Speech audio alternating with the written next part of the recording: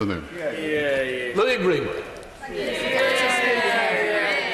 Fast, reliable and affordable transport has the power to make a real difference to people's lives. That's why I'm a passionate believer in the transformative power of improving transport. If Britain is to have any chance of succeeding in a post-Brexit world, improved connectivity, both outside our islands and around them, is key. Amongst the most pressing of the challenges facing our transport system is the need for additional airport capacity in the south east of England. Failure to address this challenge will mean less choice, more disruption and higher airfares for UK passengers.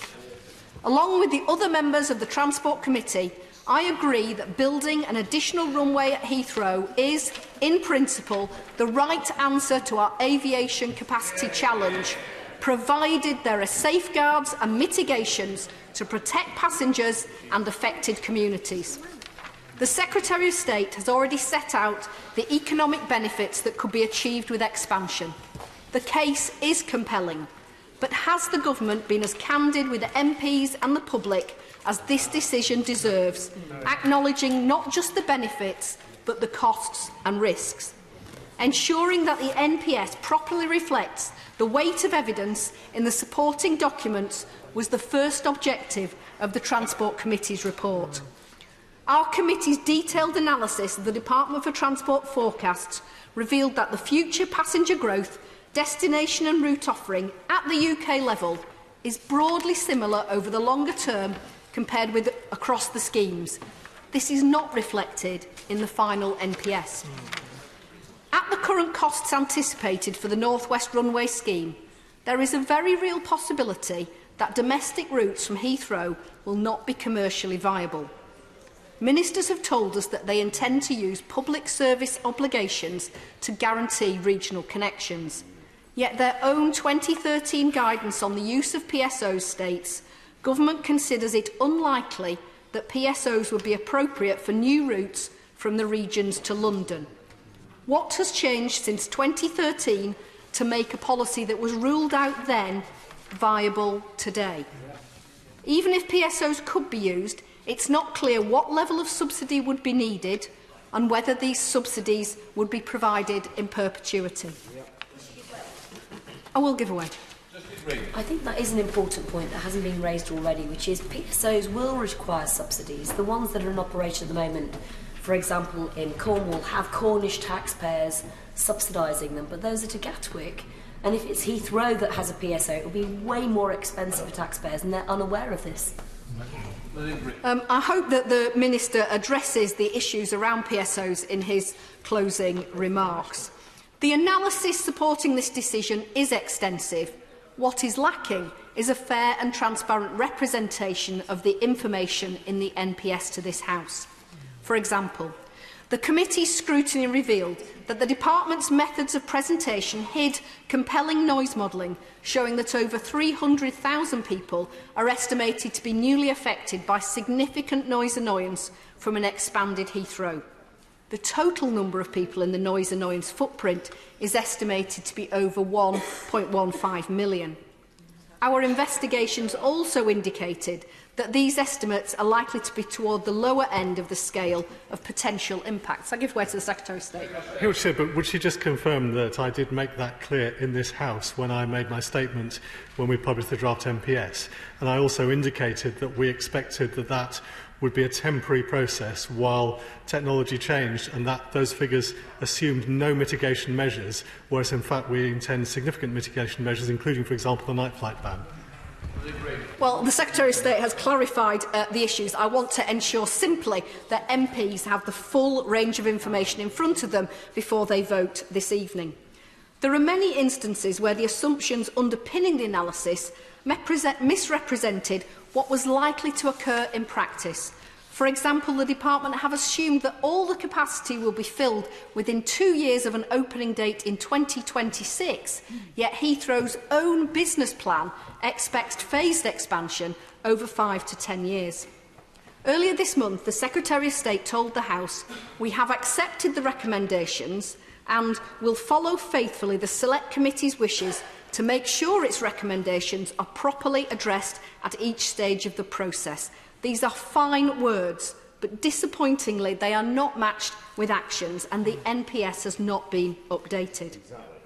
The second objective of our committee scrutiny was to ensure that the NPS provided suitable safeguards for passengers and affected communities.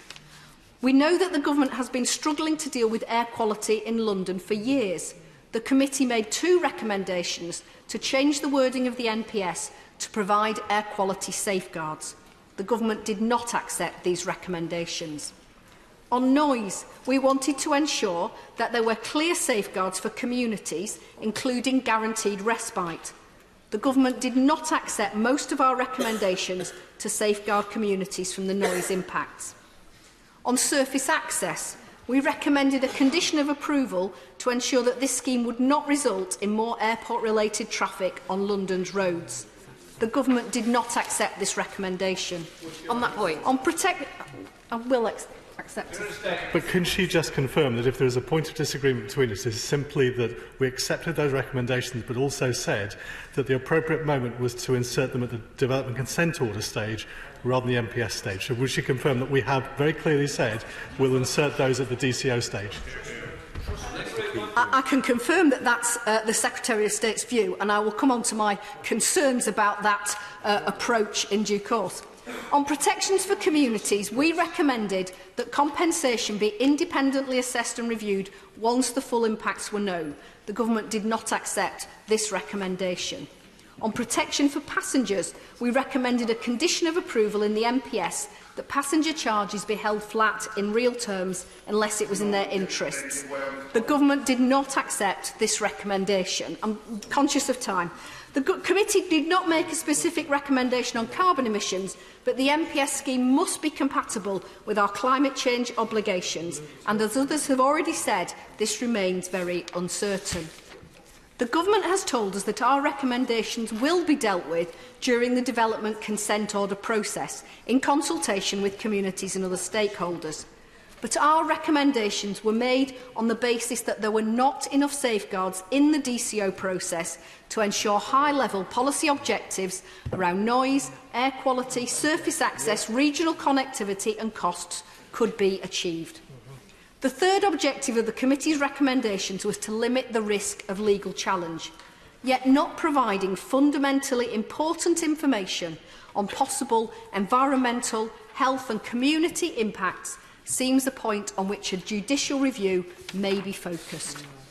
Baroness Sugg told us recently that making the meaningful changes to the MPS we sought would add a 6 to 9 month delay to the process. Given the potential scale of the impacts of this scheme and the decades it's taken to get to this point, a few extra months may seem to be an appropriate price to pay, especially given the government's self-imposed delays since the Airports Commission reported in July 2015. This is a vitally important decision about our national infrastructure.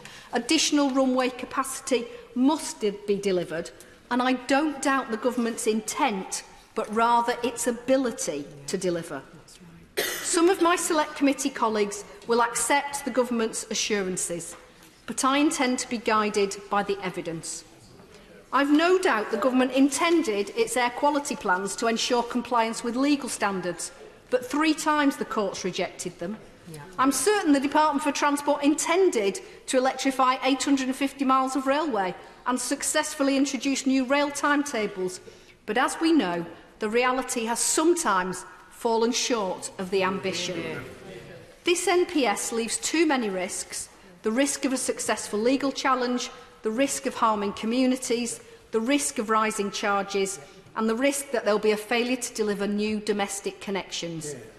If a substantial proportion of the committee's recommendations had been incorporated, I would feel able to vote for it. I wish that I could, but without them, I'm afraid I cannot.